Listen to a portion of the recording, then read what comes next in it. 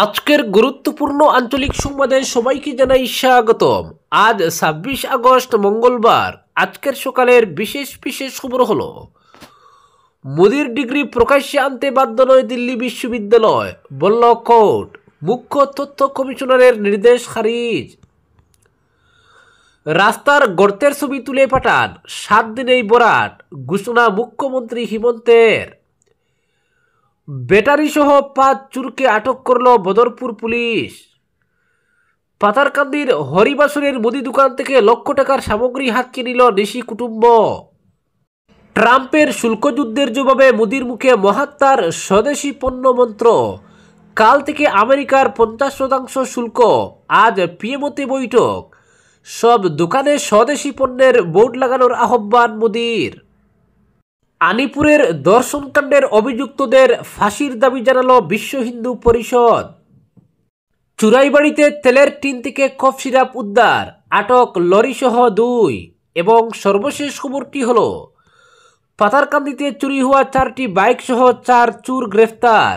এবারে শুনুন বিস্তারিত খবর। আসামের রাস্তায় আর কোনো গর্ত থাকবে না। এই গর্ত ভরাট করতে বিশেষ পদক্ষেপ করবে রাজ্য সরকার। পূর্ত বিভাগকে জানালেই ৭ দিনের মধ্যেই গর্ত ভরাট করে চলাচলের উপযোগী করে তোলা হবে।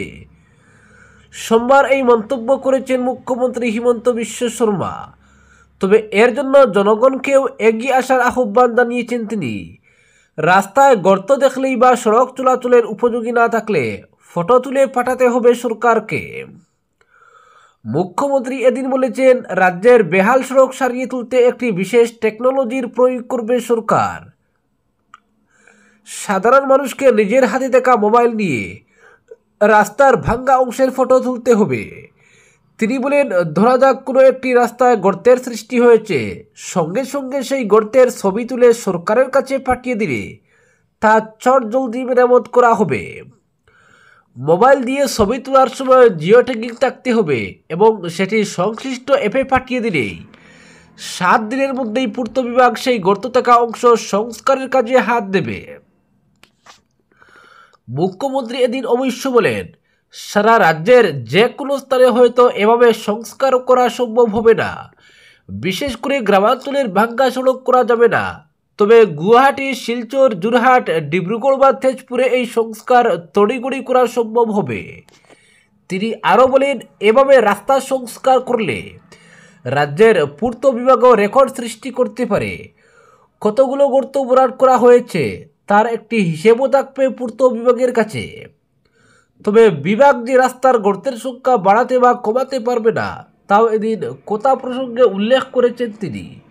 হিমন্ত বলেন, এভাবে সড়ক সংস্কার হলে রাজ্য আর্থিক দিক দিয়ে লাভবান হবে, পাশাপাশি দক্ষতার দিক দিয়েও রাজ্য এগিয়ে যাবে। পরবর্তী খবর, প্রধানমন্ত্রী নরেন্দ্র মোদীর স্নাতকের ডিগ্রি প্রকাশ্যে আনতে বাধ্য নয় দিল্লি বিশ্ববিদ্যালয়।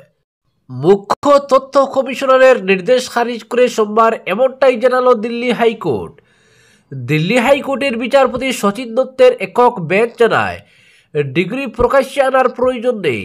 আদালতের নির্দেশ পরে সবিস্তার প্রকাশ করা হবে। প্রধানমন্ত্রী মোদীর পেশ করা হলফনামা অনুযায়ী ১৯৭৮ সালে দিল্লি বিশ্ববিদ্যালয় থেকে তিনি বিএ পরীক্ষায় উত্তীর্ণ হন। ২০১৬ সালের তথ্য জানার অধিকার আইনে ওই বছর দিল্লি বিশ্ববিদ্যালয় থেকে স্নাতক হওয়া সব পড়ুয়ার শিক্ষাগত যোগ্যতার নথি প্রকাশ্যে আনার আর্জি জানানো হয়, কিন্তু দিল্লি বিশ্ববিদ্যালয় তা প্রকাশ করতে অস্বীকার করে। এক্ষেত্রে বিশ্ববিদ্যালয় কর্তৃপক্ষের যুক্তি ছিল, তৃতীয় কোনো পক্ষের কাছে তারা এই সংক্রান্ত নথি তুলে দেবেন না। তথ্য জানার অধিকার আইনে ২০০৫ সালে তৈরি হয়েছিল কেন্দ্রীয় তথ্য কমিশন। মুখ্য তথ্য কমিশনার ২০১৬ সালেই দিল্লি বিশ্ববিদ্যালয়কে শিক্ষাগত যোগ্যতার ওই নথি প্রকাশ্যে আনার নির্দেশ দেয়। কমিশনার এক্ষেত্রে যুক্তি দেন যে, প্রধানমন্ত্রীর মতো জনপ্রতিনিধিদের শিক্ষাগত যোগ্যতার নথি জনসমক্ষে আসা উচিত। এই নির্দেশের বিরুদ্ধে দিল্লি হাইকোর্টে যান বিশ্ববিদ্যালয় কর্তৃপক্ষ। কেন্দ্রের সলিসিটর জেনারেল তুষার মেহতা আদালতে পাল্টা দলিল দেন। এর ফলে কয়েক হাজার পড়ুয়ার গোপনীয়তার অধিকার লঙ্ঘিত হবে। একই সঙ্গে তিনি জানান, আদালতকে ওই নথি তুলে দিতে প্রস্তুত বিশ্ববিদ্যালয়। প্রায় এক দশক ধরে টানাপোড়েন এবং মামলার পর গত 27 ফেব্রুয়ারি রায়দান স্থগিত রেখেছিল দিল্লি হাইকোর্ট। সোমবার আদালত জানিয়ে দিল, শিক্ষাগত যোগ্যতার ওই নথি প্রকাশ্যে আনতে বাধ্য নয় দিল্লি বিশ্ববিদ্যালয়। অবশ্য এই রায়ের বিরুদ্ধে সুপ্রিম কোর্টের দ্বারস্থ হওয়া যাবে বলেও জানিয়েছে হাইকোর্ট। পরবর্তী খবর, ভ্যাটারি সহ 5 চোরকে আটক করল বদরপুর পুলিশ। বদরপুরে ঘন ঘন চুরির হানায় অতিষ্ঠ গাড়ি মালিক সহ দোকানিরা। কয়েকদিন পর পর বদরপুর থেকে চুরি হচ্ছে যাত্রীবাহী ই রিক্সা। এ নিয়ে বদরপুর থানায় বেশ কয়েকটি মামলাও হয়েছে। সোমবার গোপন সূত্রে খবর পেয়ে বদরপুর পুলিশ কাটিগড়া পুলিশের সহযোগিতায় চুরির ঘটনায় জড়িত সন্দেহে বদরপুরের বোরাখোলা থেকে শাহিদ উদ্দিন, কাটিগড়া কাতিরাইল থেকে সুরজ দাস ও সত্যব্রত আচার্য, গোবিন্দপুরের জয়নাল উদ্দিন, তারিণীপুর পার্ট 1 থেকে বেরাজ উদ্দিনকে আটক করে তাদের কাছ থেকে চুরির ব্যাটারি সহ অন্য সামগ্রী উদ্ধার করে বদরপুর পুলিশ।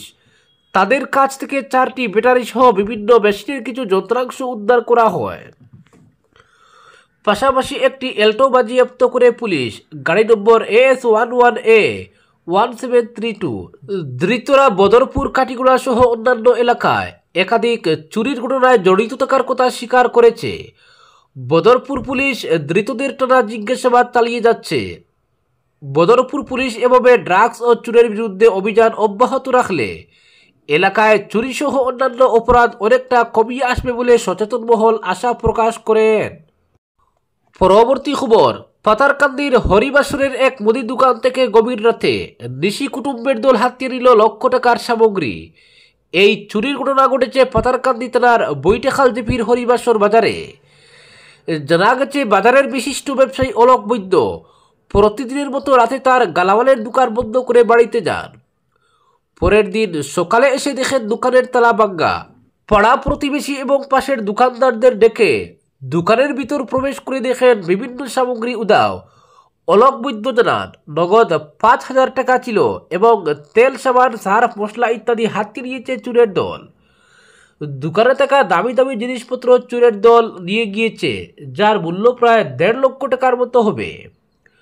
পরে পাতারকান্দি থানায় চুরি সংক্রান্ত এক এজাহার দায়ের করেছেন অলোক বৈদ্য। পাতারকান্দি পুলিশ দোকানে এসে সরেজমিন পরিদর্শন করে গেছে। পুলিশ তদন্ত শুরু করেছে। এই চুরির ঘটনায় মানুষের মধ্যে আতঙ্ক দেখা দিয়েছে। পরবর্তী খবর, পাতারকান্দিতে চুরি হওয়া 4টি বাইক সহ 4 চোর গ্রেফতার। পাতারকান্দি অঞ্চলের সাম্প্রতিক বাইক চুরির ঘটনায় জনতার সহযোগিতা ও পুলিশের তৎপরতায় অবশেষে 4 যুবককে আটক করা হয়েছে। চুরি হওয়া বাইক সহ তাদের গ্রেফতার হওয়া এলাকা জুড়ে স্বস্তির সঞ্চার হয়েছে। 2 দিন পূর্বে পাতারকান্দির পেকুরগ্রাম খেলার মাঠে একটি ফুটবল ম্যাচ চলাকালীন সময়ে পশ্চিম চেংদুর গ্রামের শিফার উদ্দিনের AS10F3995 নম্বরের পালসার বাইক চুরি হয়ে যায়। ঘটনার পরপরই বাইকের মালিক পাতারকান্দি থানায় একটি লিখিত অভিযোগ দায়ের করেন। রবিবার বিকেল প্রায় 3টার দিকে 3 জন যুবক 2টি বাইক নিয়ে মানিকপাড়ার দিকে যাচ্ছিল। এ সময় সচেতন স্থানীয় বাসিন্দাদের চোখে পড়ে বাইকের নম্বর। চুরি হওয়া বাইকের নম্বর চিনতে পেরে তারা সন্দেহভাজন 3 জনকে আটক করে পরে এলাকাবাসী তাদের পুলিশের হাতে সুপর্দ করে। পুলিশ সূত্রে জানা গেছে, আটককৃতরা হলো মুন্না আহমেদ, সুলতান আহমেদ, রিজওয়ান আহমেদ। পরে পুলিশি তদন্তে আরও একটি চুরি হওয়া বাইকের সন্ধান পাওয়া যায়। একই সঙ্গে অভিযুক্তের জিজ্ঞাসাবাদে জড়িত থাকার অভিযোগে বাড়ুয়াইল গ্রামের মামুন আল আমিন নামে আরেক যুবককেও গ্রেফতার করা হয়। এই ঘটনার জের ধরে এখন পর্যন্ত 4টি চুরি হওয়া বাইক উদ্ধার করা সম্ভব হয়েছে। পুলিশের প্রাথমিক ধারণা, এই চক্রটি দীর্ঘদিন ধরে এলাকায় বাইক চুরির সঙ্গে জড়িত। জনতার সহযোগিতা না পেলে এদের ধরা সম্ভব হতো না। পাতারকান্দি থানার পুলিশ ইতিমধ্যে মামলা হাতে নিয়ে তদন্ত শুরু করেছে। চুরি হওয়া অন্য বাইকগুলো উদ্ধারের চেষ্টা অব্যাহত রয়েছে। রবিবার বিকেলে আটক 4 জনকে জিজ্ঞাসাবাদ শেষে আদালতে প্রেরণ করা হয়েছে। আজকের বিশেষ সংবাদ এখানেই সমাপ্ত।